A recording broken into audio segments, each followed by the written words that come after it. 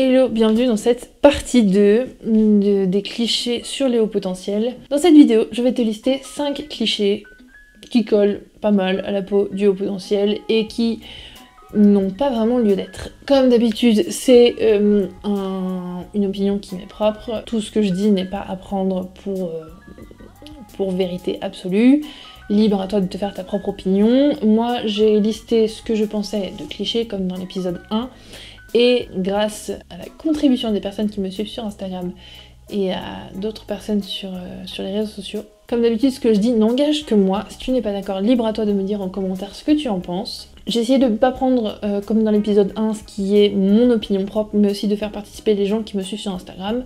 Donc si tu ne me suis pas sur Instagram et que tu as envie de participer à des sondages pour les prochaines vidéos, le lien est dans la description, n'hésite pas. Le haut potentiel est moins bête que les autres et ne dit jamais de bêtises. Je ne pense pas que être HP... En fait, pour rappel, le haut potentiel, c'est un fonctionnement cognitif. C'est ton cerveau qui fonctionne de manière différente, avec la pensée en arborescence, avec plein de choses, la vitesse de traitement, la mémorisation, etc., etc. Ça ne te donne pas le badge de la personne la plus intelligente sur cette terre et un passe-droit pour le fait qu'on dise jamais de bêtises. C'est totalement faux. Haut potentiel n'est pas synonyme de savoir absolu. Ça n'a aucun rapport. Comme je le dis souvent, c'est la culture qui fait tout. Enfin, c'est l'apprentissage, c'est la culture, c'est plein de choses. Il y a... tu peux mettre deux hauts potentiels ensemble, ils vont pas spécialement s'entendre en fait.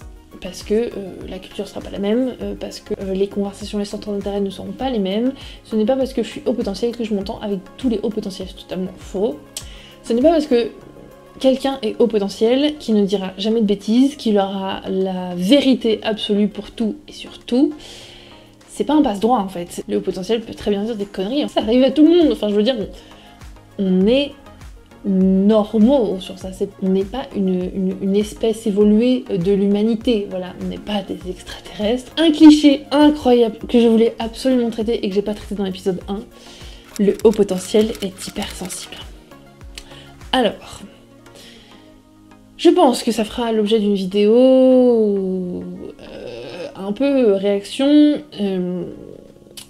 Il y a un peu de tout sur le sujet du haut potentiel, sur le sujet HPI, HPE. Je ne rentrerai pas dans les détails aujourd'hui parce que mon avis n'est pas forcément fixé et que ce n'est pas le sujet de la vidéo. Et sur l'hypersensibilité aussi, hypersensible ne veut pas dire haut potentiel et haut potentiel ne veut pas dire être hypersensible. Ce n'est pas parce que tu es haut potentiel que tu vas pleurer toutes les larmes de ton corps quand tu vas voir un chiot. Et d'ailleurs, l'hypersensibilité, ce n'est même pas ça. Voilà. Je suis haut potentiel et je ne me considère pas hypersensible. Pas du tout. J'ai des émotions comme tout le monde, mais je ne me considère pas hypersensible. Je ne me suis pas fait diagnostiquer pour ça et je ne me ferai pas diagnostiquer pour ça parce qu'il n'y a pas lieu d'être en fait. Mais je connais des gens dans mon entourage qui sont hypersensibles et haut potentiel, et je connais des personnes dans mon entourage qui sont pas haut potentiel et qui sont hypersensibles.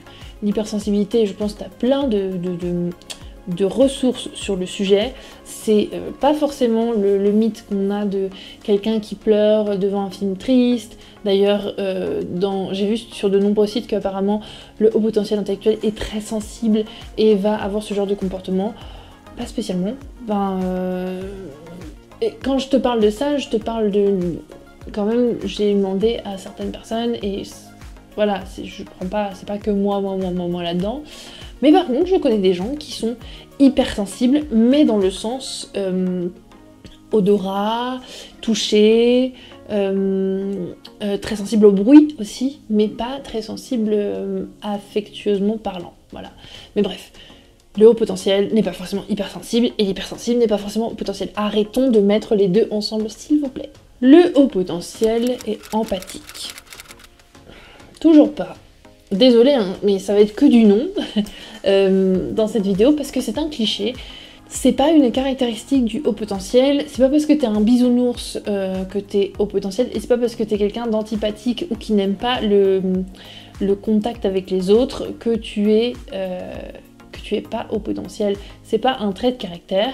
On dit que Je sais même pas pourquoi on dit que le haut potentiel est empathique, parce que je me considère... Alors, je dirais pas que je suis... Je pense que j'étais trop empathique dans ma vie, mais c'est parce que je faisais beaucoup le caméléon en fait, et que j'osais pas être méchante envers les autres, je pense pour me faire accepter. Il y a quelque chose où moi, parfois, je vais peut-être avoir tendance à vouloir aider quelqu'un qui parfois ne le mérite. Moi, je vais plutôt dire que je suis une éponge à émotions, dans le sens où quand quelqu'un va être énervé, quelqu'un dont je suis proche, hein, je capte pas les émotions des gens comme ça, mais quelqu'un que je connais, si il a tendance à être énervé ou triste, etc., je vais ressentir ces émotions. Mais ce n'est pas pour ça que je suis empathique, dans le sens où je ne m'identifie pas à l'autre.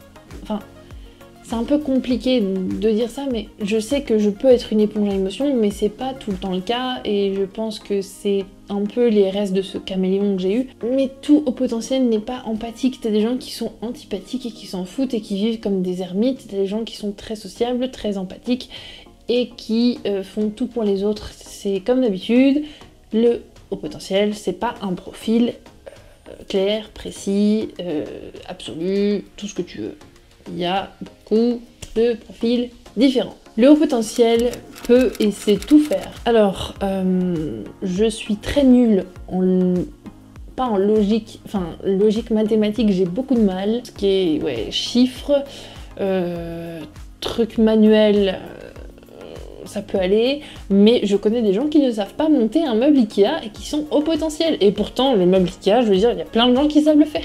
Mais on ne sait pas tout faire, et on ne peut pas tout faire, et heureusement d'ailleurs. Par contre, je pense que le haut potentiel a une envie d'apprendre, ou une envie d'être absorbé par ce qu'il apprend, sinon c'est pas intéressant pour lui, mais on ne sait pas tout faire, et on ne peut pas tout faire, et heureusement. Je pense que là, c'est de l'ordre de l'humain en lui-même, au-delà du haut potentiel. Chacun a ses forces et ses faiblesses, chacun a ses capacités et ses incapacités, et je ne vois pas en quoi le haut potentiel est concerné là-dedans. À l'inverse de ce que j'ai dit dans l'épisode 1, comme quoi le haut potentiel aurait une prédisposition à une réussite sociale, là, apparemment, le haut potentiel, ce serait un être solitaire ou à tendance solitaire.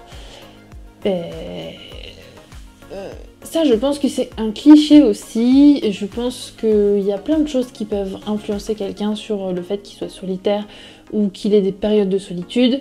Contrairement au sentiment de décalage, qui je pense est quand même pas mal, ressort pas mal dans les profils de haut potentiel.